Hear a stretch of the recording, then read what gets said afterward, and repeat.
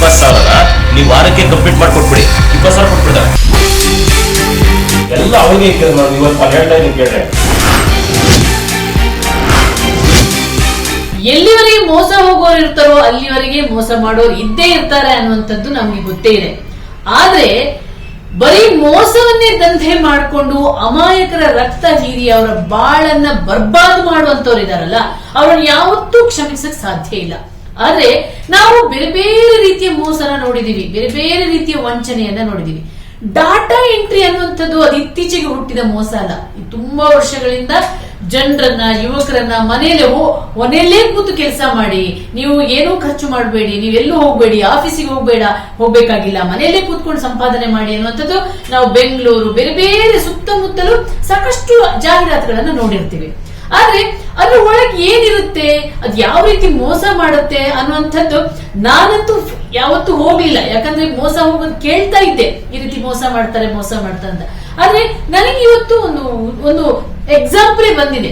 ಏನಪ್ಪಾ ಅಂತಂದ್ರೆ, data entry ಮಾಡಿ ನೋಡಿ, ಈ ರೀತಿ ಪತ್ರಿಕೆಗಳಲ್ಲಿ ಇವರು ಜಾಹೀರಾತು ಕೊಡ್ತಾರೆ. ಮನೆಯಿಂದಲೇ data entry, conversion, form filling, ಬರವಣಿಗೆ, ಆನ್ಲೈನ್, ಆಫ್ಲೈನ್, ಈ ರೀತಿಯ ಜಾಹೀರಾತುಗಳನ್ನ ಕೊಡ್ತಾರೆ, ಚಿಕ್ಕದಾಗಿ ಕೊಡ್ತಾರೆ. ಈ ಮನೆಯಲ್ಲಿ ಮೊದಲೇ ಈ ಕೆಲಸ ಇಲ್ಲದವರು ಮನೆಯಲ್ಲೇ ಕೂತಿರ್ತಾರೆ, ಈ ಜಾಹೀರಾತು ನೋಡ್ತಾರೆ, ಜಾಹೀರಾತು ನೋಡ್ಕೊಂಡು ಮನೆಯಲ್ಲೇ ಕೂತ್ಕೊಂಡು ಸಂಪಾದನೆ ಮಾಡೋದು ಎಷ್ಟು ಸುಲಭ ಅಲ್ಲ. ಆಫೀಸಿಗೆ ಹೋಗ್ಬೇಕಾಗಿಲ್ಲ, ಇಂಟರ್ವ್ಯೂ ತಗೋಬೇಕಾಗಿಲ್ಲ, ಈ ರೀತಿಯ ಕಷ್ಟಗಳಿಲ್ಲ ಅಂತ ಹೇಳ್ಕೊಂಡು ಪಾಪ ಇಂಥ ಜಾಹೀರಾತಿನ ಮೋಹಕ್ಕೆ ಬೀಳ್ತಾರೆ, ಎಂಟ್ರಿ ಕೊಡ್ತಾರೆ. ಅಲ್ಲಿಂದಲೇ ಇವರನ್ನ ಅವರ ಮೋಸದ ಜಾಲಕ್ಕೆ ಸಿಲುಕಿಸಕ್ಕೆ ಶುರು ಮಾಡ್ಬಿಡ್ತಾರೆ. ಈ ಡಾಟಾ ಎಂಟ್ರಿ ಏನಪ್ಪಾ ಅಂತಂದ್ರೆ ನೋಡಿ, ಫಸ್ಟ್ ಇವರಿಗೆ ನೀವು ಇದಕ್ಕೆ ಫೋನ್ ಮಾಡಿದ ತಕ್ಷಣನೇ ನಿಮ್ಗೆ ಒಂದು ಇದು ಕಳಿಸ್ತಾರೆ, ಮನೆಯಿಂದಲೇ ಡಾಟಾ ಎಂಟ್ರಿ ಮಾಡಿ ಹಣ ಗಳಿಸಿ ಅನ್ನುವಂತ ಇಂಥ ಜಾಹೀರಾತು ಕೊಡ್ತಾರೆ. ಆದ್ರೆ ಈ ಡಾಟಾ ಎಂಟ್ರಿ ಅಸಲಿಯತ್ತಿ ಏನು ಅಂತ ನಿಮ್ಗೆ ಏನಾದ್ರು ಗೊತ್ತಾ? ಇದು ಯಾವ ರೀತಿ ಮೋಸವಾಗ್ತದೆ ಅಂತ ಪ್ರತಿದಿನ ಸಾವಿರಾರು ಮಂದಿ ಈ ಮೋಸದ ಜಾಲಕ್ಕೆ ಬೀಳ್ತಿದ್ದಾರೆ. ಆದ್ರೆ ಇವತ್ತು ನಾನು ನಿಮ್ಗೆ ಈ ಡಾಟಾ ಎಂಟ್ರಿಯ ಅಸಲಿಯತ್ತನ್ನ ಹೇಳ್ತೀನಿ. ಏನಪ್ಪಾ ಅಂತಂದ್ರೆ, ಈ ಡಾಟಾ ಮಾಡಿ ಮನೆಯಲ್ಲಿ ಕೆಲಸ ಮಾಡಿ ಅಂತ ನಿಮ್ಗೆ ನಂಬರ್ ಕೊಡ್ತಾರೆ ನೋಡಿ, ಆ ನಂಬರ್ಗೆ ನೀವು ಕಾಂಟ್ಯಾಕ್ಟ್ ಆದಾಗ ನಿಮ್ಗೆ ಅವ್ರ ಫೋನಲ್ಲಿ ಹೇಳ್ತಾರೆ, ನೋಡಿ ನಾವು ನಿಮ್ಗೆ ಈ ರೀತಿಯ ವರ್ಕ್ ಅನ್ನ, ಡಾಟಾ ಕನ್ವರ್ಷನ್ ವರ್ಕ್ ಅಂತ ಕೊಡ್ತೀವಿ. ಅದು 100 ವರ್ಕ್ ಶೀಟ್ಗೆ ರಿಜಿಸ್ಟರ್ ಫೀಸ್ 2,500. ನೀವು ಬರುತ್ತೆ, ನಿಮ್ಗೆ ಆ ಬುಕ್ ಬರುತ್ತೆ. ಆ ಬುಕ್ ಬಂದಾಗ ಆ ಬುಕ್ ತಗೊಳಕ್ಕೆ 600 ರೂಪಾಯಿ ತಗೊಳ್ತಾರೆ. ನೀವು 600 ರೂಪಾಯಿ ಕೊಟ್ಟು ಅವರೊಂದು ಈ ರೀತಿಯ ಬುಕ್ ಗಳನ್ನ ಕಳಿಸ್ತಾರೆ ನೋಡಿ, ಈ ರೀತಿಯ ಬುಕ್ ಅನ್ನ ಕಳಿಸ್ತಾರೆ. ಇದು ಕನ್ನಡ ಬೇಕಾದವರಿಗೆ ಕನ್ನಡ, ಇಂಗ್ಲಿಷ್ ಬೇಕಾದವರಿಗೆ ಇಂಗ್ಲಿಷ್. ಅದನ್ನ ನೀವು ಏನ್ ಮಾಡ್ಬೇಕು ಅಂತಂದ್ರೆ ನೋಡಿ, ಈಗ ಇದರಲ್ಲಿ ಸ್ಥಾನಿಕವಾದ ಅಂತ ಒಂದು ಫಸ್ಟ್ ವರ್ಡ್ ಇದೆ ನೋಡಿ, ಅದರಲ್ಲಿ 5 ಅಕ್ಷರಗಳಿವೆ. ಆ 5 ಅಕ್ಷರಗಳನ್ನು ನೀವು ಇಲ್ಲಿ ಬರಿಬೇಕು ಅಂತ ಹೇಳ್ತಾರೆ. ಈ ರೀತಿ ಈ ಶೀಟ್ ಒಳಗೆ ಬರೆಯುವಂತ ಕೆಲಸವನ್ನ ಕೊಡ್ತಾರೆ. ಈ ರೀತಿ ಒಂದೊಂದು ರೀತಿಯ writing, typing, big letter, small letter, ಈ ರೀತಿ ಬೇರೆ ಬೇರೆ ರೀತಿಯ ವರ್ಕ್ ಗಳನ್ನ ಕೊಡ್ತಾರೆ. ಅದಕ್ಕೆ ತಕ್ಕ ಹಾಗೆ ನಿಮ್ಗೆ ಹಣ ಕೊಡಕ್ ಶುರು ಮಾಡ್ತಾರೆ. ಆರಂಭದಲ್ಲಿ ನಿಮ್ಗೆ ಒಂದು ಸುಲಭ ಎಂತ, ಈ ಒಂದು ಲೆಕ್ಕ ಮಾಡೋದು, ನಾಸ್ತಿಕವಾದ 5 ಮತ್ತು 2, ಸಾಂಖ್ಯ 3, ವಾದದ 3, ಈ ರೀತಿ ಈ ಬಾಕ್ಸ್ ಒಳಗೆ ಎಂಟ್ರಿ ಮಾಡ್ಕೊಂಡು ಎಷ್ಟು ಸುಲಭ ಕೆಲಸ, ಯಾರು ಬೇಕಾದ್ರೂ ಮಾಡ್ತಾರೆ. ಅದಕ್ಕೆ ಅಷ್ಟು ಈಗ 4,000 ರೂಪಾಯಿ ಕೊಟ್ರೆ 10,000 ರೂಪಾಯಿ ನಿಮಗೆ ರಿಟರ್ನ್ ಬರುತ್ತಲ್ಲ ನೋಡಿ. ಈ ರೀತಿ ಇದನ್ನ ಬಾಕ್ಸ್ ಒಳಗೆ ಈ ರೀತಿ ಬರೆಯೋದು ಎಷ್ಟು ಸುಲಭ ಅಂತ ನಮ್ಗೆ ಅನ್ಸ್ಬಿಟ್ಟು ನಾವು ಹಣ ಹಾಕ್ತಿವಿ. ಮನೆಯಲ್ಲಿ 4,000 ಆದ್ರೆ ನಮ್ಗೆ 10,000 ಬರುತ್ತಲ್ಲ, ಎಲ್ಲಿ ಸಿಗುತ್ತೆ? ಕೂತ್ಕೊಂಡು ಬರೆದ್ರೆ ಆಯ್ತು, ಮೈ ಕೈ ನೋವು ಇಲ್ಲ, ಟ್ರಾವೆಲ್ ಮಾಡ್ಬೇಕಾಗಿಲ್ಲ, ಆಫೀಸಿಗೆ ಹೋಗ್ಬೇಕಿಲ್ಲ. ಇಲ್ಲಿಂದ ಸಿಕ್ಕಾಕೊಳ್ತೀವಿ. ಫಸ್ಟ್ ಒಂದು ಬುಕ್ ಕೊಡ್ತಾರೆ, ಆಮೇಲೆ ಬುಕ್ ಕೊಟ್ಟು ಕೊನೆಗೆ ನೀವು ಲಕ್ಷಾಂತರ ರೂಪಾಯಿ ನಿಮ್ಮಿಂದ ಸುಲಿಗೆ ಮಾಡಿ ನಿಮ್ಮನ್ನು ಬರ್ಬಾದ್ ಮಾಡ್ಬಿಡ್ತಾರೆ. ಈ ರೀತಿ ಎಷ್ಟೋ ಮಂದಿ, ಎಷ್ಟೋ ಯುವಕರು, ಯುವತಿಯರು ಹಣನ ಕಳ್ಕೊಂಡಿದ್ದಾರೆ. ಆದ್ರೆ ಯಾರು ಕೂಡ ಮುಂದೆ ಬಂದು ನನ್ಗೆ ಮೋಸ ಆಗಿದೆ, ನನ್ಗೆ ನೋವಾಗಿದೆ, ನಾನು ಕಳ್ಕೊಂಡಿದ್ದೀನಿ ಅಂತ ಹೇಳಕ್ ನಾಚಿಕೆ ಪಡ್ತಾರೆ. ಆದ್ರೆ ಇವತ್ತು ಧೈರ್ಯ ಮಾಡಿ, ಇಂಥ ದೊಡ್ಡ ಮೋಸದ ಜಾಲ ಎಷ್ಟೋ ಮಂದಿಯ ಬದುಕನ್ನ ಹಾಳು ಮಾಡಿದೆ, ಅವರಿಗೆ ತಕ್ಕ ಪಾಠ ಕಲಿಸ್ಬೇಕು. ಯಾಕಂದ್ರೆ ಪೊಲೀಸರು ಕೂಡ ಈ ಬಗ್ಗೆ ಒಂದು ಗಂಭೀರವಾಗಿ ಈ ಒಂದು ಪ್ರಕರಣಗಳನ್ನ ತಗೊಳ್ತಿಲ್ಲ. ಹಾಗಾಗಿ ಈ ಜಾಲ ವಿಸ್ತಾರ ಆಗ್ತಾನೆ ಇದೆ, ಮೋಸ ಮಾಡ್ತಾನೆ ಇದೆ. ಅದರಲ್ಲೂ ಮುಖ್ಯವಾಗಿ ಗ್ರಾಮೀಣ ಭಾಗದ ಜನರು ಅಲ್ಲಿ ನಿರುದ್ಯೋಗ ಸಮಸ್ಯೆ ಇರುತ್ತೆ. ಗ್ರಾಮೀಣ ಭಾಗದವರು ಬಂದಷ್ಟು ಬರ್ಲಿ, ಬರೀ ಗಂಡನಿಗೂ ಒಂದು ಸ್ವಲ್ಪ ಸಹಾಯ ಆಗುತ್ತೆ, ಮಕ್ಕಳ ಫೀಸಿಗಾಗುತ್ತೆ, ಈ ರೀತಿಯ ಆಸೆ ಕಟ್ಕೊಂಡು ಅದರಲ್ಲೂ ಮುಖ್ಯವಾಗಿ ಹೆಣ್ಮಕ್ಳು ಈ ಮೋಸದ ಜಾಲಕ್ಕೆ ಬಿದ್ದು ತಮ್ಮ ಬದುಕನ್ನೇ ಹಾಳು ಮಾಡ್ತಾ ಇದ್ದಾರೆ. ಆದ್ರೆ ಇವತ್ತು ಧೈರ್ಯ ಮಾಡಿಕೊಂಡು ನಮ್ಮ ಮುಂದೆ ರಾಜ್ಕುಮಾರ್ ಅವರು ಬಂದಿದ್ದಾರೆ. ಅವರು ಪಾಪ ಅವರು ಮೊದಲೇ ಜೀವನದಲ್ಲಿ ನೊಂದು ಹೋಗಿದ್ರು. ಎಲ್ಲೋ ಒಂದ್ ಕಡೆ ಅವ್ರ ನೊಂದ ಜೀವಕ್ಕೆ ಆಸರೆ ಆಗ್ತೀರಿ, ಅವ್ರಿಗೆ ಸಹಾಯ ಮಾಡ್ತೀರಿ ಅಂತ ಅವರ ಮಿಸಸ್ ಗಾಯತ್ರಿ ಅವರು ಮುಂದೆ ಬಂದ್ರು.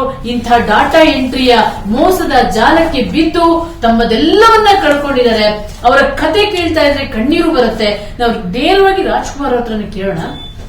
ರಾಜ್ಕುಮಾರ್, ಈಗ ಈ ಡಾಟಾ ಎಂಟ್ರಿ ಅನ್ನೋದು ನಾನು ಕೇಳ್ತಾ ಇದ್ದೆ, ಮನೆಯಲ್ಲಿ ಕೂತು ಹಣ ಸಂಪಾದಿಸಿ ಅಂತ. ಯಾರಿಗಾದ್ರೂ ಆಸೆ ಹುಟ್ಟುತ್ತೆ ನ್ಯಾಚುರಲಿ, ಮನೆಯಲ್ಲೇ ಕುತ್ಕೊಂಡು ಮಾಡೋಣ ಅಂತ. ಆದ್ರೆ ನಿಮ್ಮ ಮಿಸಸ್ ಅದನ್ನ ಈಗ ಡಾಟಾ ಎಂಟ್ರಿ ಮಾಡ್ತಿದ್ದಾಗ ಇದರಿಂದ ಏನ್ ಪ್ರಯೋಜನ ಅಂತ ನಿಮ್ಗೆ ಅನಿಸ್ಲಿಲ್ವಾ, ಅಥವಾ ನೀವು ಕೇಳುವ ಪ್ರಯತ್ನ ಮಾಡಿರ್ಲಿಲ್ವಾ? ಮೇಡಮ್, ಅನಿಸ್ತು ನಮ್ಗೆ. ಅವ್ರೇನ್ ಮಾಡಿದ್ರು, ಯಾವ್ದು ಬ್ಲೈಂಡ್ ಸ್ಟೂಡೆಂಟ್ ಹೋಗುತ್ತೆ ಅಂತ ಹೇಳಿದ್ರು. ನಮ್ಗೆ ಆ ಬ್ರೈನ್ ಸ್ಟೂಡೆಂಟ್ ಅಂತ ಏನೋ ಗೊತ್ತಿಲ್ಲ ನಮ್ಗೆ. ಕುರುಡ್ರಿಗೆ ಕೆಲವ್ರು ಹೇಳಿದ್ರು ಅದು ಇತ್ತು, ನಡೀತಾ ಇತ್ತು, ಅದೆಲ್ಲ ಮಾಡ್ತಾ ಇದ್ರು. ಇವಾಗ ಕೆಲವೊಂದು ಟೈಮ್ ಈಗ ಫಾರಿನ್ ಅಂದ್ರೂ ನೈಟೇ ಬರ್ತಂತೆ, ಏನೋ ಅದು ನಂಗೂ ಗೊತ್ತಿಲ್ಲ. ಅಂದ್ರೆ ಆ ಟೈಮ್ ಅಲ್ಲಿಂದ ಬಂದಾಗ ಅದನ್ನ ಕಲರ್ಸ್ ಏನೋ ಹಾಕಿ ಮಾಡೋದಂತೆ ಅಂತ ಹೇಳಿ ಎಲ್ಲ ಹೇಳ್ತಾ ಇದ್ರು. ಅದು ನಮ್ಗೆ ಇವಾಗ ಹೇಳಿದೆ ಅವಳಿಗೆ, ಅದನ್ನು ಮೋಸನೆ, ಬೇಡ, ಯಾವ ಮಾಡೋದ್ ಬೇಡ ಅಂತ ಹೇಳ್ತಾ ಇದ್ದೆ. ಈಗ ಅವ್ರಿಗೆ ಹೇಳಿದಾಗ ಆತರ ಅಂದ್ರೆ ಬ್ರೈನ್ ಸ್ಟೂಡೆಂಟ್ ಹೋಗೋದು ನಮ್ಗೆ ಚೆನ್ನೈ ಇತ್ತು ಬ್ರಾಂಚ್ ಇರೋದು, ನಾವು ಚೆನ್ನೈಯಿಂದ ತರ್ತಾ ಇದೀವಿ, ನಾವು ಸೊಪ್ಪು ನಾನು ಇದ್ ಮಾಡ್ತಾ ಇರೋದು, ಅಲ್ಲಿ ಮೇನ್ ಇದಾರೆ, ನಮಗ್ ಕೊಡ್ತಾರೆ, ನಾನು ಈ ತರ ಮಾಡ್ತಾ ಇದ್ದೀನಿ ಅಂತ ನಮ್ಗೆ ಹೇಳಿದ್ರು. ಅವಾಗ ಹೇಳಿದಾಗ ಸರಿ ಬಿಡಿ, ಇನ್ನೇನ್ ಮಾಡೋದು, ನಾನು ಜಾಸ್ತಿ ಕ್ವಶನ್ ಮಾಡಕ್ಕಾಗಲ್ಲ. ಹಂಗೇನ ಕೇಳಿದ್ರೆ ಬುಕ್ ಕೊಡಲ್ಲ. ಈಗ ನಮ್ಗೆ ತಪ್ಸಕ್ಕೆ ಕೊಡಲ್ಲ. ಜಾಂಡ್ರ ತರ ನಾವು ಬಿಹೇವ್ ಮಾಡಿದೀವಿ ಅಂದ್ರೆ, ಈಗ ನಾನು ಇಷ್ಟು ನಿಮ್ಮ ಹತ್ರ ಮಾತಾಡ್ತಾ ಇದ್ದೀರ, ಅಷ್ಟು ಅಲ್ಲಿ ಮಾತಾಡಿದ್ರೆ ನಮ್ಮನ್ನ ಅಲ್ಲಿ ಟೇಬಲ್ ಒಳಗೂ ಕರ್ಕೊಳಲ್ಲ, ಒಳಗಡೆಗೂ ಕರೆಯಲ್ಲ. ಲೇಡೀಸ್ ಯಾರನ್ನ ಅವ್ರ ಮೇಡಮ್ ಫೋನ್ ಹಾಕ್ಲಿ, ಮೇಡಮ್ಗೆ ನಿಮ್ ಯಜಮಾನ್ ಏನ್ ಕೆಲಸ ಅಂತ ಕೇಳ್ತಾರೆ. ಅಂದ್ರೆ ಫಸ್ಟ್ ರೂಪ ತಿಳ್ಕೊಂತಾರೆ ಸ್ಟಾರ್ಟಿಂಗ್ ಅಲ್ಲಿ, ಇವ್ರು ಏನು ಹೆಂಗೆ, ಅವ್ರು ನಮ್ಮ ಮೇಲೆ ಬೀಳ್ಬಾರ್ದು, ನಾವು ಫುಲ್ಲು ಇದ್ರಾಗಿರ್ಬೇಕು. ನಾವು ನೋಡಿದ್ರೆ ಸ್ನೇಹಿತರೆ, ಏನಂದ್ರೆ ಮೋಸ ಯಾವ ರೀತಿ ಮಾಡ್ತಾರೆ ಅನ್ನೋದಕ್ಕೆ ನೀವು ಮುಂದೆ ಮೋಸ ಹೋಗ್ತೀರಂದ್ರೂ ಕೂಡ ಇದನ್ನ ಎಚ್ಚರಿಕೆಯಿಂದ ಇರಬೇಕು. ನಿಮ್ಮ ಪೂರ್ವಾಪುರ ತಿಳ್ಕೊಳ್ತಾರೆ. ಅಂದ್ರೆ ನೀವು ನಿಮ್ಮ ಮನೆಯಲ್ಲಿ ಯಾರಾದ್ರೂ ಪ್ರಶ್ನೆ ಮಾಡುವವರು, ಅಥವಾ ಈಗ ಏನಾದ್ರೂ ಮೋಸ ಆಗ್ತಿದೆ ಅಂತ ಹೇಳ್ಕೊಂಡು ಪೊಲೀಸು ಕಚೇರಿ ಇದೆಲ್ಲ ಇನ್ಫ್ಲೂಯೆನ್ಸ್ ಮಾಡಿಕೊಂಡು ಇವರನ್ನ ಜೈಲಿಗೆ ಹಾಕುವಂತ ಪರಿಸ್ಥಿತಿ ಬರುವಂತದ್ದು ಅವರಿದ್ರೆ ಅವ್ರನ್ನ ಯಾವ ಕಾರಣಕ್ಕೂ ಎಂಟರ್ಟೈನ್ ಮಾಡಲ್ಲ. ಈ ರೀತಿ ದಡ್ರು, ಆಮೇಲೆ ಅಸಹಾಯಕರು, ಮುಖ್ಯವಾಗಿ ಪಾಪ ದುಡ್ಡಿಗಾಗಿ ನಿರುದ್ಯೋಗದಿಂದ ಕಂಗಾಲಾದವರು, ಅಸಹಾಯಕರನ್ನೇ ಇವರು ಟಾರ್ಗೆಟ್ ಮಾಡ್ಕೊಂಡು ಹೋಗ್ತಾರೆ. ಇಷ್ಟು ಅಪ್ಲಿಕೇಶನ್ ಗಳನ್ನ ನೀವು ನೋಡಬಹುದು. ಇಲ್ಲಿ ಅಪ್ಲಿಕೇಶನ್ ಫಾರಂಗಳಿವೆ. ಈ ಅಪ್ಲಿಕೇಶನ್ ಫಾರಂಗಳೇನಂದ್ರೆ ಪಾಪ ಈಗ ಒಬ್ರು ಎಲ್ಲೋ ಒಂದ್ ಕಡೆ ಫಸ್ಟ್ ಸೇರ್ಕೊಂಡ್ಬಿಡ್ತಾರೆ. ಈಗ ನೀವು ಒಂದು ಡೇಟಾ ಎಂಟ್ರಿ ಸೇರ್ಕೊಂಡಿದ್ರಿ, ವಿಶ್ವಾಸ ಗಳಿಸ್ಕೊಂಡ್ರಿ, ನೀವು ಆ ಸುತ್ತಮುತ್ತಲು ನಿಮ್ಮ ಕೆಲಸ ನೋಡಿ ನಿಮ್ಗೆ ಒಳ್ಳೆ ಹಣ ಬರ್ತಾ ಇರುತ್ತೆ. ತಿಂಗಳು 10,000, ನೀವು 4,000 ಹಾಕಿದಕ್ಕೆ 10,000 ಬರುತ್ತೆ. ನೀವು ಖುಷಿಯಲ್ಲಿ ಹೆಮ್ಮೆಯಿಂದ ನಮ್ಗೂ ನನ್ನ ಕೈಗೆ ಹಣ ಬರ್ತಾ ಇದೆ ಅಂತ ನೀವು 4 ಜನರಿಗೆ ಹೇಳಕ್ ಶುರು ಮಾಡ್ತೀರಾ. ಆ 4 ಜನರಿಗೆ ಅವ್ರಿಗೆ ಆಸೆ ಹುಟ್ಕೊಳ್ಳುತ್ತೆ, ನಮಗೂ ಸ್ವಲ್ಪ ಹೆಲ್ಪ್ ಮಾಡಿ ಅಂತ ಹೇಳ್ತಿರಲ್ಲ. ಆವಾಗ ಆ ಹೆಣ್ಮಕ್ಳು ಇವ್ರ ಹತ್ರ ಬಂದ್ ಕೇಳಿದಾಗ ಆ ಹೆಣ್ಮಕ್ಳ ಪರವಾಗಿ ನಾನು ಬುಕ್ ತಗೊಂಡು ಹೋಗ್ತಾ ಇರ್ತೀನಿ. ಆವಾಗ ಅವಳು ಹೇಳ್ತಾಳೆ, ಅವರಿಗೂ ಬುಕ್ ಕೊಡ್ತೀನಿ ಅಂತ ಹೇಳ್ಕೊಂಡು ಅವರನ್ನು ಕೂಡ ಮೆಂಬರ್ಶಿಪ್ಗೆ ಈ ರೀತಿ ಅಪ್ಲಿಕೇಶನ್ ಮಾಡಿಸ್ಕೊಳ್ತಾರೆ. ಆದ್ರೆ ನನ್ನಿಂದ ಮಾಡಿಸ್ತಾರೆ, ಇವರನ್ನ ಡೈರೆಕ್ಟ್ ಆಗಿ ಯಾವ ಕಾರಣಕ್ಕೂ ಕೂಡ ಅವರ ಆಫೀಸಿಗೆ ಸೇರಿಸ್ಕೊಳ್ಳಲ್ಲ. ನನ್ನ ಹತ್ರ ಎಲ್ಲಾ ಅಪ್ಲಿಕೇಶನ್ ತಗೊಂಡ್ ಬಂದು ನನ್ಗೆ ಹಣ ಕೊಡ್ಸ್ಕೊಂಡು ನನ್ನನ್ನ ಮಧ್ಯದಲ್ಲಿ ಪರಿಪಶು ಮಾಡ್ತಾರೆ. ನಾನು ಇವ್ರ ಪರವಾಗಿ ಹಣ ತಗೊಂಡು ಇವರಿಗೆ ಕೊಡ್ತಾ ಇರ್ತೀನಿ. ಆದ್ರೆ ನಾಳೆ ಇವರು ಯಾರು ನಮ್ಗೆ ಡಾಟಾ ಎಂಟ್ರಿಯ ಹಣ ಕೊಡ್ತಿರ್ತಾರಲ್ಲ, ಅವರು ಹಣ ಕೊಡೋದನ್ನ ನಿಲ್ಲಿಸ್ತಾರೆ. ಆ ಕರೆಕ್ಷನ್ ಇದೆ, ಈ ಕರೆಕ್ಷನ್ ಇದೆ, ನಿಮ್ದು ನೀವು ಬರ್ದಿದ್ದು ಸರಿ ಇಲ್ಲ ಅಂತ ನಿಮ್ಗೆ ಪೇಮೆಂಟ್ ಕಡಿಮೆ ಮಾಡ್ತಾ ಬರ್ತಾ ಇರ್ತಾರೆ. ಆದ್ರೆ ಇವಳಿಗೆ ಸೇರ್ಬೇಕಾದ ಹಣ ಆಲ್ರೆಡಿ ಸೇರಿರುತ್ತೆ. ನಿಮ್ಮ ಹತ್ರ ನಿಮ್ಗೆ ಯಾರು ಹಣ ಕೊಟ್ಕೊಂಡು ಈ ರೀತಿ ಅಪ್ಲಿಕೇಶನ್ ಫಾರಂ ಗಳನ್ನ ಕೊಟ್ಟಿರ್ತಾರೆ ನೋಡಿ, ಇದು ಪಾಪ ಗಾಯತ್ರಿ ಅವರು ಇಷ್ಟೊಂದು ಜನರಿಗೆ ಅಪ್ಲಿಕೇಶನ್ ತಗೊಂಡು ಇವರಿಗೆ ಹಣ ಕೊಟ್ಟಿದ್ದಾರೆ. ಇವರೆಲ್ಲ ಬಂದು ಲಾಸ್ಟ್ ಕೇಳೋದು ನನ್ನ ಹತ್ರನೇ. ಆ ಡಾಟಾ ಎಂಟ್ರಿ ಮೋಸ ಮಾಡಿದವ್ರ ಹತ್ರ ಬಂದು ಕೇಳಲ್ಲ. ಆವಾಗ ನೀವು ಈ ಡಾಟಾ ಎಂಟ್ರಿ ಅವ್ರ ಕಾಸು ಕೊಟ್ಟಿರಲ್ಲ, ನೀವು ನಿಮ್ಮ ಕೈಯಲ್ಲಿ ಎಲ್ಲವನ್ನ ಕೊಡ್ಬೇಕಾಗತ್ತೆ. ಈ ದಂಪತಿ ಪಟ್ಟಂತ ಕಷ್ಟನ ಆ ದಂಪತಿ ಬಾಯಲ್ಲಿ ಕೇಳಬೇಕು. ರಾಜ್ಕುಮಾರ್ ಮತ್ತು ಗಾಯತ್ರಿ ಅವ್ರು ನಿಮ್ಗೆ ಸ್ಟೋರಿ ಹೇಳ್ತಾರೆ, ಯಾವ ರೀತಿ ಇವರು ಸಂಪೂರ್ಣ ಮೋಸ ಹೋಗಿದ್ದಾರೆ, ಯಾವ ರೀತಿ ಇವರು ತಮ್ಮ ಮೈಯ ಒಡವೆ, ಮನೆ, ಮಠ ಕಳ್ಕೊಂಡು ಬೀದಿಗೆ ಬಂದಿದ್ದಾರೆ ಅನ್ನುವಂಥದ್ದನ್ನ ಅವ್ರ ಬಾಯಲ್ಲಿ ಕೇಳಿ. ಸ್ವಂತ ದುಡಿಬೇಕು ಅಂತ ಛಲ ತೊಟ್ಟಿ ಬಂದ ಲೈಫಲ್ಲೇ ವಿಚಾರ ನಾನು ಕೋಟಿ ವ್ಯವಹಾರ ಮಾಡಿದ್ದೆ. ನನ್ನ ಕಮಿಟ್ ಆಗೋವ್ರೆ ಎಲ್ಲ ಒಡಗಳು ಒತ್ತೇಕಿರ ಬೇಡ, ಎಲ್ಲ ಒತ್ತೇಕಿ ಬಡಗಳಿಂದ ಊರುಗಳಿಂದ ಎಲ್ಲ ಏನೂ ಇಲ್ಲ. ಮೇಡಮ್, ಏನು ನಮ್ಮ ಯಜಮಾನ್ರು ತುಂಬಾ ಕಷ್ಟ ಇತ್ತಲ್ವಾ, ಏನೋ ಒಂದ್ ಹೆಲ್ಪ್ ಮಾಡ್ಬೇಕು. ಮನೆಗ್ ಮಕ್ಳು ಸ್ಕೂಲ್ ಹೋದ್ರೆ ಮನೆಗೆ ಒಬ್ಳೇ ಇರ್ತಿದ್ದೆಲ್ಲ ಕೆಲಸ ಬೇಗ ಮುಗಿಸ್ಬಿಟ್ಟು ಪೇಪರ್ ಹಾಕ್ಸ್ತಾ ಇದ್ದ ಮನೆ ಪಕ್ಕದಲ್ಲಿ. ನಾನು ಹಾಕ್ಸ್ಕೊಂಡು ಏನಾದ್ರು ಬರುತ್ತೇನೋ ನಿಂಗೆ ಪೇಪರ್ ಓದ್ತಾ ವರ್ಕ್ ಫ್ರಮ್ ಹೋಮ್ ಅಂತ ಬಂತು. ನಾವು ಗಿದ್ದ ಕಾಲ್ ಮಾಡಿದೆ ಅವ್ರಿಗೆ. ಎಲ್ಲ ಕಡೆ ವಿಜಯ ಎಕ್ಸ್ಪ್ರೆಸ್ ಅಂತ ಇತ್ತು ಒಂದು ಡಾಟಾ ಎಂಟ್ರಿ ಅಲ್ಲಿ, ಅದಕ್ಕೂ ದುಡ್ಡು ಹಾಕಿ ಮೋಸ ಹೋಗಿದ್ದೆ. ಇವ್ರ ನಂಬರ್ ಫೋನ್ ಮಾಡ್ತೀವಿ, ಮೇಡಮ್ ಎಲ್ಲ ಮೋಸ ಮಾಡ್ತಾರೆ, ನೀವು ಮೋಸ ಮಾಡ್ತೀರಿ ಅಂತ ಕೇಳಿಕ್ಕೆ ಇಲ್ಲ ಅದು ಮೋಸ ಮಾಡಲ್ಲ, ನೀವು ಫಸ್ಟ್ ಒಂದು 5,000 ಹಾಕ್ರಿ, ಇದಕ್ಕೆ ಪ್ರಾಜೆಕ್ಟ್ ಇಷ್ಟು ಅಂತ ಇರುತ್ತೆ ಅಮೌಂಟ್, ನೀವ್ ಯಾವ್ದು ಬೇಕಾದ್ರೂ ಆರಿಸ್ಕೊಬಹುದು. ನಂಗೆ ಕನ್ನಡ ಸ್ವಲ್ಪ ಈಸಿ, ನಾನು ಕನ್ನಡ ಮೀಡಿಯಂ ಓದಿರೋದು, ನಾನು ಕನ್ನಡ ಈಸಿ ಕನ್ನಡ ತಗೊಂಡೆ ಮ್ಯಾಮ್. ನಾವ್ ಯಜಮಾನ್ರಿಗೆ ಹೇಳಿಲ್ಲ, ನಮ್ಮ ಅಪ್ಪ ಅಂತ ಸ್ವಲ್ಪ ಕುಡಿಗೆ ನಾನು ಸ್ವಲ್ಪ ಕುಡಿಕಿದ್ನ ತಗೊಂಡೆ. ಫಸ್ಟ್ ಪೇಮೆಂಟ್ ಬಂದ್ರೆ ಖುಷಿ ಆಗುತ್ತೆ, ನಾನು ತಗೊಂಡ್ ಬರ್ದೆ ಕಷ್ಟಪಟ್ಟು ರಾತ್ರೆಲ್ಲ ಬರೀತಾ ಇದ್ದೆ. ಏನ್ ಬರಿತಾ ಇರೋದು ಅಂತಂದ್ರೆ ಇಲ್ಲ ಏನೋ ಮಾಡ್ತಾ ಇದ್ಬಿಟ್ರಿ, ಹಿಂಗ ನಮಗೆ ಬಂದಾಗ ಹೇಳ್ತೀನಿ ಅಂತ ಹೇಳಿದೆ. ಸರಿ ನಾನು ಚೆನ್ನಾಗ್ ಬರ್ದೆ, ಕೊರಿಯರ್ ಮಾಡಿದೆ, ಅಮೌಂಟ್ ಬಂತು. ನಮ್ಮ ಅಕ್ಕಪಕ್ಕ ಜನ ನೀನೇನ್ ಮಾಡ್ತಾ ಇದೀವಿ ಬರಿತಾ ಇದ್ ನಾವು ಬರೀತೀವಿ, ನಮಗೂ ಕಷ್ಟ ಇದ್ ಮನೆ ಕುತ್ಕೊಂಡು ಬೇಜಾರಾಗ್ತೈತೆ ಅಂತ ಅವಾಗ ನಿಂಗೆ ಒಬ್ಬೊಬ್ಬಗೆ ತಂದ್ಕೊಟ್ಟು ರೂಢಿ ಮಾಡಿದೆ. ಅವ್ರೇನ್ ಮಾಡ್ದ ಏನ್ ಅಂತಂದ್ರೆ ನೀನ್ ತಂದ್ಕೊಡು, ನಮ್ ಪ್ರಾಜೆಕ್ಟ್ ಕೊಡ್ತೀನಿ, ಅಡ್ರೆಸ್ ಕೊಡೋಣ ಮನೆ ಅಡ್ರೆಸ್, ನಿನಗೂ ಒಂದು 500 ರೂಪಾಯಿ ಕಮಿಷನ್ ಕೊಡ್ತೀನಿ. ನಂಗೆ 500 ರೂಪಾಯಿ ಬೇಡ ಮೇಡಮ್, ಪೇಮೆಂಟ್ ಬಂದು ಅವ್ರು ನನಗೂ ಅಕ್ಕಪಕ್ಕದ ನಮಗೂ ಮರ್ಯಾದೆ ಪ್ರಶ್ನೆ, ನಮ್ಮ ಯಜಮಾನ್ರು ಗೊತ್ತಾರೆ ಬೈತಾರೆ ಅಂತ ಹೇಳಿದ್ದೆ. ಸರಿ ಹಂಗೆ ಕೊಟ್ಲಾಗ ನಮ್ಮ ಯಜಮಾನ್ರಿಗೆ ಹೇಳಿದೆ, ಹಿಂಗ್ ಬರ್ತಾ ಇದ್ದೀನಿ ನಮ್ಮ ಯಜಮಾನ್ರು ಹೆಂಗೋ ಮಾಡ್ಕಮ್ಮ ಅಂತಂದ್ರು. ನಿಮ್ಗೆ ಯಾವಾಗ ಡೌಟ್ ಗೊತ್ತಿಲ್ವಾ ಸರ್? ಮೇಡಮ್ ನಮ್ಗೆ ಸುಮಾರು ಫಸ್ಟ್ ಡೌಟ್ ಇದ್ದಿದ್ದು, ಸ್ಟಾರ್ಟಿಂಗ್ ನಂಗೆ ಡೌಟ್ ಇತ್ತು, ಪೇಪರ್ ಆಡ್ ನಮ್ ಬೇಡ, ನಾವು ಕಷ್ಟಪಟ್ಟು ನಾನು ಇಷ್ಟೊಂದು ಕಷ್ಟಪಟ್ಟು ಗಾಡಿ ಲಿಕ್ಕಿ ಎಲ್ಲ ಮಾಡಿ ಮಕ್ಕಳು ಸಂಪಾದನೆ ಮಾಡಿ ನಿಯತ್ತಾಗಿ ದುಡಿದ್ರು ಕೂಡಿ ಅಷ್ಟು ಸಂಪಾದನೆ ಆಗಲ್ಲ, ಸ್ವಲ್ಪ ಯೋಚನೆ ಮಾಡುವ ಅಂತಂದೆ. ನಾನು ಆಲ್ಮೋಸ್ಟ್ ಯಾವ್ದು ನಾನು ನಂಬೇ ಇರಲಿಲ್ಲ, ಅವತ್ತಿನಿಂದನೂ ಇವತ್ತವರೆಗೂ ನಾನು ಈಗಲೂ ನಂಬಿಲ್ಲ. ನಾನು ಮಾಡೋದ್ರ ಬಗ್ಗೆ ನನ್ ಕಾನ್ಫಿಡೆನ್ಸ್ ಇದೆ, ನಾನು ದುಡಿತೀನಿ ನನ್ನ ಕೈಯಿಂದ ಅಷ್ಟೇ ಅಂತ ಹೇಳಿ ಅವ್ಳಿಗೆ ಹೇಳಿದೆ. ಅವಳೇ ಗೊತ್ತಿಲ್ದಂಗ್ ನನ್ನ ಹತ್ರ ದುಡ್ಡು ಗೊತ್ತಿಲ್ದಂಗ್ ಹಾಕೊಂಡು ಸಂಪಾದನೆ ಮಾಡ್ಕೊಂಡು ಬತ್ತಿತ್ತು. ಯಾವಾಗ ಅಮೌಂಟ್ ಬರ್ತಾ ಇತ್ತು ಇವ್ರಿಗೆ ಇಷ್ಟು ದುಡ್ಡು 10,000 ರೂಪಾಯಿ ಮನೆಗೆ ಕೂತ್ಕೊಂಡು ಬರೆಯೋದಕ್ಕೆ ಬರ್ತಿತ್ತಲ್ಲ, ಅವ್ರಿಗೂ ರಾತ್ರಿ 12 ಗಂಟೆ ತನಕ ಬರೀತಾ ಇತ್ತು. ಸರಿ ಬರ್ಕೊಳ್ಳಿ ಬಿಡು, ನಿನ್ನೆ ಸುಮ್ಕೆ ಆಗ್ಬಿಡಿದ್ರೆ ನಾನೇನು ಮಾತಾಡಿಸ್ತಾ ಇರಲಿಲ್ಲ, ಏನ್ ಮನೆಗೆ ಕೂತ್ಕೊಂಡ್ ಬರೆಯೋದಲ್ವಾ ಅಂತ ಹೇಳಿ ಇದ್ ಮಾಡ್ತಾ ಇದ್ದೆ. ಇವಳು ಬುಕ್ ತಗೊಂಡ್ಬರೋದು, ಈ 4-5 ಬುಕ್ ಒಟ್ಟಿಗೆ ತಂದ್ಬಿಡೋದು, ಒಂದು 20,000 ತಗೊಂಡೋಗೋದು, ಕೊಟ್ಬಿಡೋದು, ಬುಕ್ ತರೋದು. ಯಾರನ್ನ ಅಕ್ಕಪಕ್ಕದವ್ರಿಗೆ ಅವ್ರು ದುಡ್ಡು ಹಾಕಕ್ಕೆ ಕಾಸಿರಲ್ಲ ಅವ್ರ ಹತ್ರ, ಅಮ್ಮ ನಿಂಗೆ ಬರ್ಕೊಡಮ್ಮ ನಿಂಗೆ ಇಷ್ಟು ಕೊಟ್ಬಿಡ್ತೀನಿ ಅನ್ನೋದು. ನಮ್ಗೆ ಏನು ದುಡ್ಡು ಇಸ್ಕೊಂತ ಇರಲ್ಲ, ನಾವು ಬರೀ ಬುಕ್ ಕೊಟ್ಬಿಟ್ಟು ನಾವು ಅವ್ರ ಹತ್ರ ಬರ್ಸ್ಕೊಂತಾ ಇದ್ವಿ, ಬರ್ಸ್ಕೊಂಡ್ಬಿಟ್ಟು ತಗೊಂಡು ಅದನ್ನ ಕೊಡ್ತಾ ಇದ್ವಿ. ಅದು ರಿಜೆಕ್ಟ್ ಆಗೋದು, ಇವ್ರಿಗೆಲ್ಲ ಕೈಯಿಂದ ದುಡ್ಡು ಕೊಟ್ಬಿಡ್ತಿದ್ವಿ. ಯಾವಾಗ ನಾನು ಒಂದ್ಸಲಿ ಆಫೀಸ್ಗೆ ಹೋಗಿ ಬರೋಕ್ಕೆ ಇದ್ ಮಾಡಿದೆ, ನನ್ಗೆ ಟೈಮ್ ಹೇಳಿದೆ ಏನ್ ಮಾಡ್ತಿದ್ರಿ ರಾಜ್ಕುಮಾರ್ ಅಂತಂದ್ರು. ಮೇಡಮ್ ಇಲ್ಲ ಕಾರ್ಡ್ ಡೀಲ್ ಮಾಡೋ ಅಂತ ಇದೆ, ಅಮೌಂಟ್ ಕಾರ್ಗೆ ನನ್ನ ಹತ್ರ ಇವಾಗ ಅಡ್ಜಸ್ಟ್ಮೆಂಟ್ ಇಲ್ಲ ಕಾಸು ಅಂತಂದಿದ್ವಿ. ಇಲ್ಲ ನೀವು ಒಂದು ಕೆಲಸ ಮಾಡಿ, ಈ ಚೆನ್ನೈಯಲ್ಲಿ ಡೈರೆಕ್ಟ್ ಟೆಂಡರ್ ಇದೆ ಈಗ, ಆ ಟೆಂಡರ್ ಅಲ್ಲಿ ನಾವು ಒಟ್ಟಿಗೆ ಬುಕ್ ತಗೊಂಡ್ಬಿಟ್ರೆ ಒಟ್ಟು 200-500 ತರ ಬುಕ್ ನಾವು ಆಪ್ಷನ್ ಆಗಿ ತಗೊಂಡ್ಬಿಟ್ರೆ ಈ ಒಂದ್ ಬುಕ್ 5,000 ಆಗುತ್ತೆ. ನಾವು ಬರೀ 100 ಬುಕ್ 20 ಬುಕ್ ತರಕ್ ಹೋದ್ರೆ ಒಟ್ಟು 200-300 ಬುಕ್ ತಗೊಂಡ್ರೆ 2,000 ಆಗ್ಬಿಡ್ತಿದೆ. ನಾವು 4,000 ಮಾಡ್ಬೋದು, 1-3 ಸಂಪಾದನೆ ಆಗುತ್ತೆ. ನೀನ್ 5 ಲಕ್ಷ ಇನ್ವೆಸ್ಟ್ಮೆಂಟ್ ಮಾಡಿದ್ರೆ 3 ತಿಂಗಳಿಗೆ ಒಂದು 10 ಲಕ್ಷ ಕಾಸಾಗುತ್ತೆ ನಿಮಗೆ. ನೀನ್ ಕಾರ್ನಾಗ ಹೆಂಗ್ ಮಾಡ್ತೀವಿ, ಬೇಡ ಇದಕ್ಕೆ ಹಾಕ್ರಿ ಅಂತ. ಅಲ್ಲಿಗೆ ನನ್ನ ನಡೆ ಬರೋ ಹೊರಟಾಯ್ತು. 5 ಲಕ್ಷಕ್ಕೆ 20 ಲಕ್ಷ ಆಗೋಯ್ತು. ಬಡ್ಡಿಗೆ ಹೋಗಿ ಮನೆ ಇಲ್ಲ, ಇವತ್ತು ಬಾಡಿಗೆ ಮನೆಗಿದ್ದೀವಿ. ಒಡವೆ ನೋಡಿದ್ರೆ ಅವತ್ತೇ ಅದೇ ಲಾಸ್ಟ್ ಟೈಮ್ 5 ಲಕ್ಷ ಹಾಕಿ ಬಂದು ಮಾರೇದಿನೇ ಗಾಯತ್ರಿ ಅವ್ರೆ ಇವಾಗ ಇನ್ ಮಿಕ್ಕಿರ ಅಮೌಂಟ್ ಹಾಕ್ರಿ, ಇನ್ನು 2 ಲಕ್ಷ ಅಂತ ಕೇಳಿದ್ರು. 2 ಲಕ್ಷ ಕಾಸಿಲ್ಲ ಮೇಡಮ್ ಅಂದಿದ್ದಕ್ಕೆ ಇವಳೇನ್ ಮಾಡಿದ್ರು, ಅದೊಂದು ಸ್ವಲ್ಪ ಕಟ್ಟಾಗಿತ್ತು. ಅದೇ ನೆಪ ಬಂದ್ಬಿಡ್ತೀವಿ ರೀ, ಇದನ್ನ ಹಾಕ್ಬಿಟ್ಟು ಬೇರೆ ತಗೊಳ್ಳೋಣ ಅಂತ ಹೇಳ್ಬಿಟ್ಟು ರೆಡಿ ಮಾಡಿಸ್ತೀನಿ, ಹಾಕಲ್ಲ ಅಂತ ಇವಳು ಹೇಳಿದ್ರು. ಇವಳು ಅವತ್ತು ಮಾರೇದಿನ ಅವಳೆ ಇಕ್ಬಿಟ್ಟವಳೆ, ಬ್ಯಾಂಕ್ ಇಕ್ಬಿಟ್ಟು ನನ್ಗೆ ಹೇಳಿಲ್ಲ. ಅವ್ರೇನ್ ಮಾಡಿದ್ರು, ಇವಾಗ ಹಾಕ್ಬಿಡ್ರಿ ಅಂತಂದ್ರು. ಸರಿ ಅಂತ ಹೇಳಿ ಆ ಸರ ತಗೊಂಡೋಗಿ ಒಡವೆ ಇಕ್ಕಿ ನೋಡಿ, ಇದೆ ಎಲ್ಲ ಒಡವೆಲಿಕ್ಕಿರೋವೆಲ್ಲ ಇದೆ ನೋಡಿ, ಎಲ್ಲ ಒಡವೆಗಳು ಒತ್ತೆ ಇಕ್ಕಿರೋ ಚೀಟಿಗಳೆಲ್ಲ ಇದೆ, ಎಲ್ಲ ಒಡವೆಗಳು ಒತ್ತೆ ಇಕ್ಕಿರೋಲ್ಲ, ಎಲ್ಲ ಒಡವೆಗಳು ಒತ್ತೆ ಇಕ್ಕಿರೋ ಮೇಡಮ್, ಎಲ್ಲ ಒತ್ತೆ ಇಕ್ಕಿ ಬಳೆಗಳಿಂದ ಹಿಡಿದು ಉಂಗುರುಗಳಿಂದ ಹಿಡಿದು ಎಲ್ಲ, ಒಂದ್ ಸವಾಲು ಇಲ್ಲ, ಒಂದೇ ಒಂದು ಏನೂ ಇಲ್ಲ, ಎಲ್ಲ ಅವನಿಗೆ ಇಕ್ಕಿರೋದು ಮೇಡಮ್. ಇವತ್ತು ಹೇಳ್ತಾ ಇದ್ದೀನಿ ಕೇಳ್ರೆ, ಎಂತ ಶಿಕ್ಷೆ ಕೊಟ್ಟು ನನ್ನ ಹತ್ರ ಹೆಣ್ಣು ಅನ್ನೋ ಮಾತಿಗೆ ನಾನು ಗೌರವ ಕೊಡ್ತಾ ಇದ್ದೀನಿ ಅಷ್ಟೇ. ಚೇಂಜ್ ಮಾಡೋ ಕುಮಾರ್ ಅಂದ್ರೆ ಸಾಕು, ನನ್ನ ಬಾಯಿನಲ್ಲಿ ಬೇರೆನೇ ಬರ್ತೈತೆ, ಮಾತಾಡೋ ಪ್ರಯೋಜನ ಇಲ್ಲ. ಎಂತಕ್ಕೆ ನಾನು ನನ್ಗೆ ಏನ್ ಹೇಳಕ್ಕೂ ಆಗ್ತಾ ಇಲ್ಲ. ನಿಜವಾಗ ಅದರಿಂದ ನಾನು ಮುಕ್ತಿಗೊಳಿಸಿದೆ, ನಾನು ದೇವರಾತೀನಿ, ಸತ್ಯವಾಗಿ ನಾನು ದೇವರಾಗ್ತೀನಿ ಮೇಡಮ್. ಆಯಮ್ಮಿಂದಲೇ ನಾನು ಜಾಸ್ತಿ ಆಕ್ರೋಶ. ಕೇಳ್ತಾ ಇದ್ದೆ ಮೇಡಮ್, ನಮ್ಮ ಯಜಮಾನ್ರ ಜನ ಜಗಳ ಆಗ್ತೈತೆ ಮೇಡಮ್, ಬೇಗ ಬಿಲ್ ಮಾಡಿ ಇಬ್ರು ಜಗಳ ಮೇಡಮ್. ನಮ್ ಬಿಲ್ ನನ್ನ ಮಕ್ಳು ಫೀಸ್ ಕಟ್ಟಿಲ್ಲ ಮೇಡಮ್, ಎಲ್ಲ ನಿಂಗೆ ತಂದು ಕೊಟ್ಟಿದ್ದೀನಿ, ಫೀಸ್ ಕಟ್ಟಿದ ಮಕ್ಕಳು ಫೀಸ್ ಕಟ್ಟಿಲ್ಲ ಮೇಡಮ್. ಕೇಳಿದಕ್ಕೆ ಇವತ್ತು ಕೇಳಿ ಮಕ್ಕಳು ಫೀಸ್ ಕಟ್ಟಿಲ್ಲ. ಏನಂದ್ರೆ ನಾನು ಗೊತ್ತಿರೋದ್ರೆ ಹಿಂಗಂತೆ ಆದ್ರೂ ಏನ್ ಮಾಡೋದು, ಮನೆ ಒಳಗೆ ಬಾಡಿಗೆ ಕಟ್ಟಕ್ಕಿಲ್ಲ, ಎಲ್ಲ ತಂದು ಇದಕ್ಕೆ ಹಾಕ್ತಾ ಇದೀವಿ, ಇನ್ನು ಇದಕ್ಕೆ ಇಲ್ಲಿ ಕೊಡ್ತೀವಿ. ಆಚೆ ಜನಗಳಿಗೆ ಅಲ್ಲಿ ಬುಕ್ ಮಾಡಿದ್ರೆ ಅವ್ರು ದುಡ್ಡು ಕೊಡ್ಬೇಕು. ದುಡ್ಡು ದುಡ್ದೇ ತಿನ್ನಕ್ಕಾಗಲ್ಲ, ದುಡ್ಡು ದುಡ್ದೇ ಬಡ್ಡಿ ಕಟ್ಟಕ್ಕಾಗಲ್ಲ. ಇನ್ನು ಅಂತವ್ರಲ್ಲಿ UMಗೆ ನಾವು ದುಡ್ಡು ತಗೊಬಂದ್ ಇಕ್ಕಿ ಇನ್ನ ಕೊಡೋರು ನಾವು ಕಾಸು ಕೊಡ್ತಾ ಇದ್ರೆ ನಾವೇ ಎಲ್ಲಿಂದ ಮಾಡೋದು? 600 ರೂಪಾಯಿ ಕೊಟ್ಟೆ ತಗೋಬೇಕು. ನೆಕ್ಸ್ಟ್ ಮಾಹಿತಿ ಮತ್ತೆ ಮಾಹಿತಿ ಕೊಡ್ತಾರೆ, ಅಲ್ಲಿವರೆಗೂ ಸುಮ್ಕೆ ಕೊಡಲ್ಲ. ತಿರ್ಗಿ ಬುಕ್ಸ್ಗೆ ತಿರ್ಗಿ ಏನ್ ಮಾಡ್ತಾರೆ, ಮಾಹಿತಿ ತಗೊಳವಾಗ ಕರೆಕ್ಟ್ ಆಗಿ ಅಡ್ರೆಸ್ ತಗೊಂತಾರೆ, ಯಾವ ಏರಿಯಾದವರು ಏನು ಎತ್ತ ಅಂತ ಕೇಳಿ ಆಮೇಲೆ ಡೀಪ್ ಆಗಿ ಯೋಚನೆ ಮಾಡಿ ಇಮಿಡಿಯೇಟ್ಲಿ ಓದ್ತಿದ್ದಂಗೆ ತಗೊಳ್ಳಿ ಬುಕ್ ಅಂತ ಕೊಡಲ್ಲ. ಅವರು ಏರಿಯಾ ಕವರ್ ಮಾಡಿ ಯಾವ ಏರಿಯಾದವರು ಏನು ಎತ್ತ ಅಂತ ನೋಡಿ ಇದನ್ನ ಆಚೆಗೆ ಬಿಡೋದು. ಇಲ್ಲ ಡೌಟ್ ಬಂದಿಲ್ಲ ಒಂದು ದಿನನು ಮೇಡಮ್ ಡೌಟ್ ಬಂದ ನಾನು ಕೇಳಿದಾಗ ಏನೋ ಒಂದ್ ಹೇಳ್ಬಿಟ್ಟು ಕಳಿಸ್ತಿದ್ರು.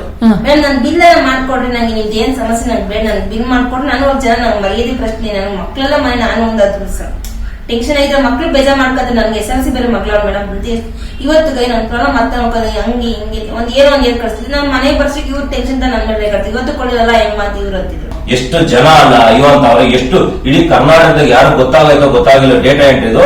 ನಾನು ಯಾಕೆ ಸೀರಿಯಸ್ ಆಗಿ ಬಂದೆ, ನನ್ ದುಡ್ಡು ಬೇಡ ಮೇಡಮ್ ನನಗೆ. ನಾನು ಹೇಳ್ತಾ ಇದ್ದೀನಿ ಕೇಳಿ, ನಿಮ್ಮ ಹತ್ರ ನ್ಯಾಯ ಸಿಗ್ತದೆ, ನೀವು ಅದನ್ನ ಈ ನಾನಂತ ಗಟ್ಟಿರೋದು ಗುಂಡಿಗೆ ಗಟ್ಟಿರೋದಕ್ಕೆ ಇವತ್ತು ಸಂಸಾರ ನಿಂತ್ಕೊಂಡಿದ್ದೀನಿ. ಇಲ್ಲಾಂದ್ರೆ ಹೊಟ್ಟಬೇಕಾಯ್ತು. ಏನ್ ಮೇಡಮ್ ಬೆಳಿಗ್ಗೆ ಬಂದ್ಬಿಟ್ಟು 1000 ರೂಪಾಯಿ ಕೇಳ್ತಾನೆ, 5000 ರೂಪಾಯಿ ಕೇಳ್ತಾನೆ, ಹೆಂಗೆ ಮಾತಾಡ್ತಾರೆ. ಜೋರ ಮಾತಾಡಿ ಪೊಲೀಸ್ ಸ್ಟೇಷನ್ ಆಗಿ ಹಿಂಗೆ ನಮ್ ನ್ಯಾಯ ಬೇಕು ಅಂದಕ್ಕೆ ಪೊಲೀಸ್ ಲಾಯರ್ ಮಾಡ್ಬಿಟ್ಟು ಅರೆಸ್ಟ್ ಮಾಡಿಸ್ರಿ, ಇವ್ರನ್ನ ಕೇಸ್ ಹಾಕ್ತಿವಿ ಅಂತ. ನಾನೇನ್ ಮಾಡ್ದೆ, ಇದು ಹಿಂಗಲ್ಲ ಬಿಡಿ, ನೀನು ಗೆಳೆಯ ಹೋಗಿ ಸ್ವಾಮಿ, ನೀನ್ ಗೆದ್ದು ಬಿಟ್ಟು ನೀನು ಆ ಎಮ್ಮನ್ನ ಈಗ ಉಳಿಸ್ತಿದ್ಯಾ, ನನ್ನ ಸೋಲಿಸ್ತೀನಿ ನೋಡು. ನಾನು ಅವತ್ತು ಉಳಿಸ್ಬಾರ, ನೀನ್ ನೋಡೋಣ ಉಳಿಸ್ಬಾರ ಅಂತ. ನನ್ನ ನೋವು ನಿನ್ಗೆ ಗೊತ್ತಾಗಿದ್ರೆ ಅದು ಅರ್ಥ ಆಯ್ತಿತ್ತು, ನಿನಗೆ ಬೇಕಾಗಿಲ್ಲ, ಅರ್ಥ ಆಯ್ತಾ? ನಿಮ್ಗೆ ದುಡ್ಡು ಬೇಕಷ್ಟೇ, ನೀನ್ ಕಮಿಟ್ ಆಗಬೇಕು. ಈಗ ನಾನೊಬ್ಬ ಲಾಯರ್ಗೆ ನಾಳೆ ನೀವು ಕಮಿಟ್ ಆದ್ರೆ, ಈಗ ನನ್ನ ಲಾಯರ್ ಕಮಿಟ್ ಆಗೋವ್ರೆ, ನನ್ನ ಲಾಯರ್ ಕಮಿಟ್ ಆಗೋರು ಮೇಡಮ್. 50,000 ಕೊಟ್ಟೆ ನಾನು, ಅವ್ರು 2 ಲಕ್ಷ ಕಳ್ಸವ್ರೆ, ಕಮಿಟ್ ಆಗೋಯ್ತು. SP ಆಫೀಸ್ಗೆ ಎಲ್ಲ ಬರ್ದಿದ್ದೀನಿ, ಲೆಟರ್ ಬರ್ದಿದ್ದೀನಿ ನೋಡಿ.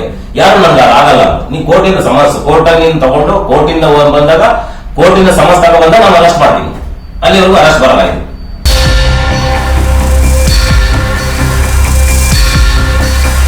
ಮಲ್ಲೇಶ್ವರಂನ 6ನೇ ಅಡ್ಡ ರಸ್ತೆಯಲ್ಲಿದ್ದ ರೂಪಾವತಿಯವರ ಕಚೇರಿಗೆ ವಿಜಯ ಟೈಮ್ಸ್ ಪ್ರತಿನಿಧಿ ಭೇಟಿ ನೀಡಿದಾಗ ಅಲ್ಲಿ ಕಚೇರಿಯೇ ಕಾಣೆಯಾಗಿದೆ. ಅಲ್ಲಿನ ಅಕ್ಕಪಕ್ಕದವರನ್ನ ವಿಚಾರಿಸಿದ್ವಿ. ಆಗ ಅವರು ಡಾಟಾ ಎಂಟ್ರಿ ಕಚೇರಿ ಮುಚ್ಚಿ ವರ್ಷವೇ ಕಳೆದು ಹೋಗಿದೆ, ಆದ್ರೆ ಮೋಸ ಹೋದವರು ಮಾತ್ರ ಇಲ್ಲಿ ದಿನಾ ಬಂದು ವಿಚಾರಿಸಿ ಹೋಗ್ತಿದ್ದಾರೆ. ರೂಪಾವತಿ ಮೇಲೆ ವಂಚನೆ ಪ್ರಕರಣಗಳು ದಾಖಲಾಗಿವೆ ಅಂದ್ರು.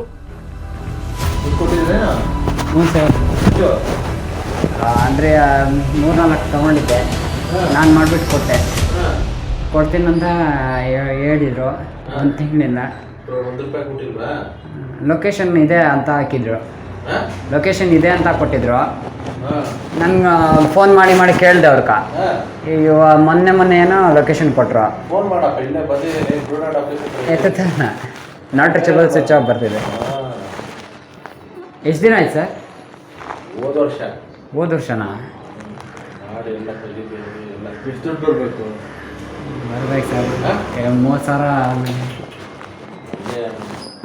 ಅವ್ರು ಮಾಡ್ಕೊಂಡು ದುಡ್ಡು ಮಜಾ ಮಾಡ್ಕೊಂಡಿರೋದು, ಕೊಡಲ್ಲ. ಸರ್ ಅವ್ರು ಬುಕ್ ಕೊಡ್ತಾರೆ, ಆ ಬುಕ್ಕಲ್ಲಿ ಇರೋ ವರ್ಡ್ಸ್ ನಂಬರ್ಸ್ ಹಾಕ್ಕೊಡ್ಬೇಕು ನಾವು.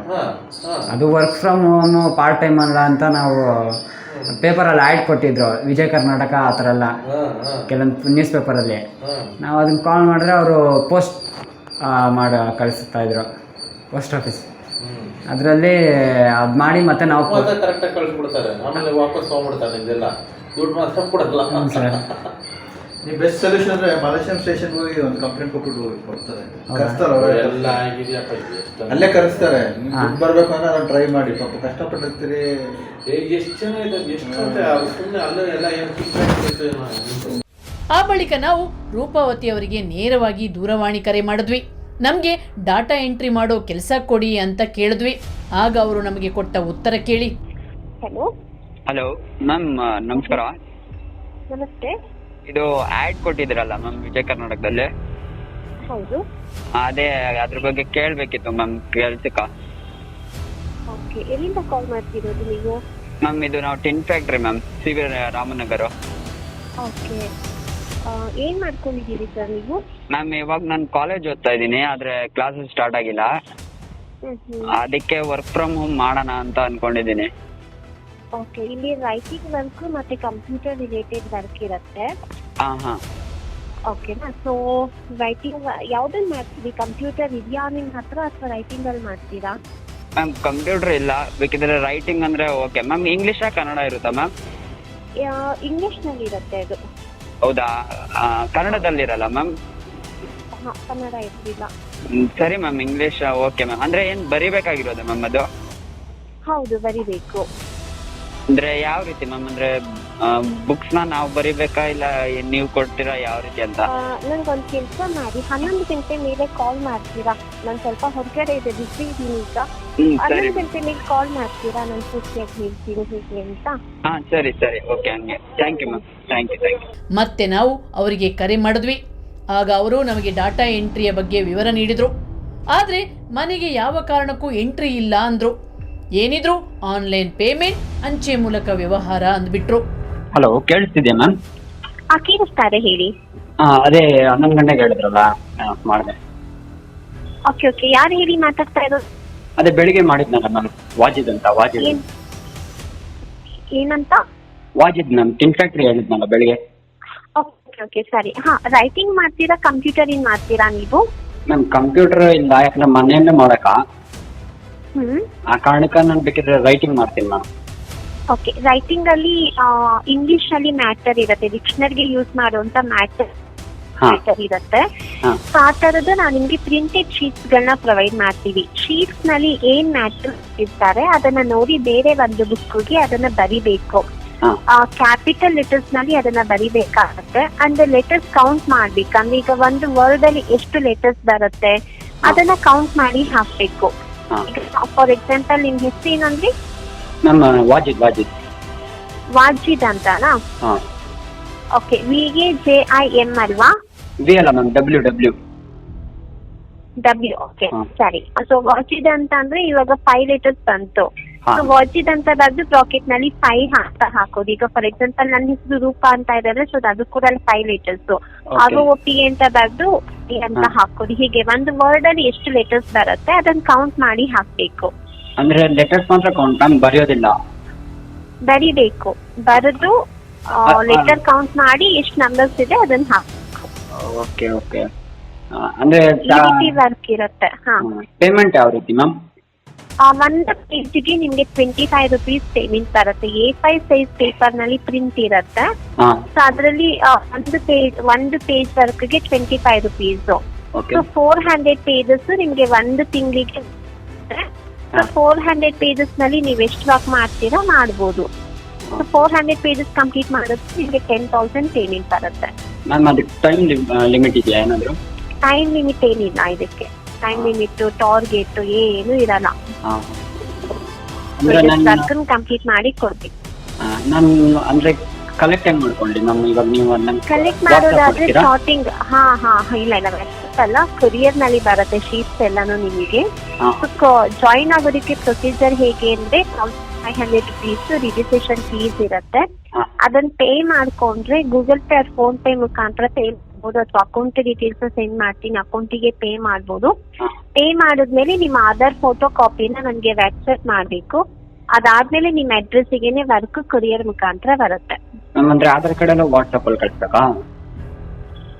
ವಾಟ್ಸ್ಆಪ್ ಅಲ್ಲಿ ಕಳಿಸ್ಬೇಕಾ ಆಧಾರ್ ಕಾರ್ಡ್ ಅವೆಲ್ಲ? ಹೌದು, ನನಗೆ ವಾಟ್ಸ್ಆಪ್ ಮಾಡಿದ್ರೆ ಸಾಕು. ಮ್ಯಾಮ್ ಹೋಗ್ಲಿ, ನಿಮ್ಮ ಆಫೀಸ್ ಎಲ್ಲಿರೋದು ಮ್ಯಾಮ್ ಬರಕ? ಆಫೀಸ್ ಇರೋದು ಮಲ್ಲೇಶ್ವರಂ ನಲ್ಲಿ. ಇರೋದಿಲ್ಲ. ಇಲ್ಲ, ನಿಯರ್ ಬೈ ನಮ್ದು ಓನ್ಲಿ 1 ಬ್ರಾಂಚ್ ಅಷ್ಟೇ ಇರೋದು ಮಲ್ಲೇಶ್ವರಂ ನಲ್ಲಿ ಮಾತ್ರ. ಹೌದಾ?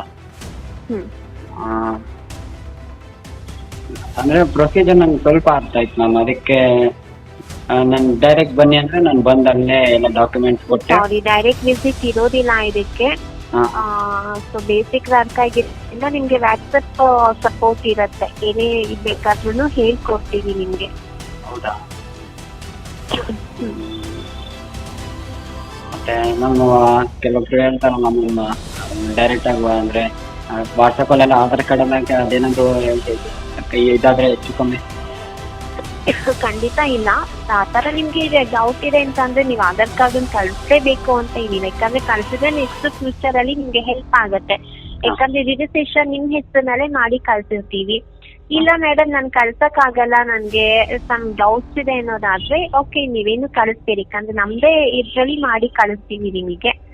ಇದು ಪೋಸ್ಟ್ ಚಾರ್ಜ್ ಆಗುತ್ತೆ ತಾನೇ? ಏನ್ ಚಾರ್ಜ್ ಆಗುತ್ತೆ? ಇವಾಗ ನೀವು ಪೋಸ್ಟ್ ಅಲ್ಲಿ ಕಳ್ಸಿದ್ರೆ ನಾವು ತಗೊಂಡ್ಬೇಕಂದ್ರೆ ಚಾರ್ಜ್ ಆಗುತ್ತೆ. ಹೌದು.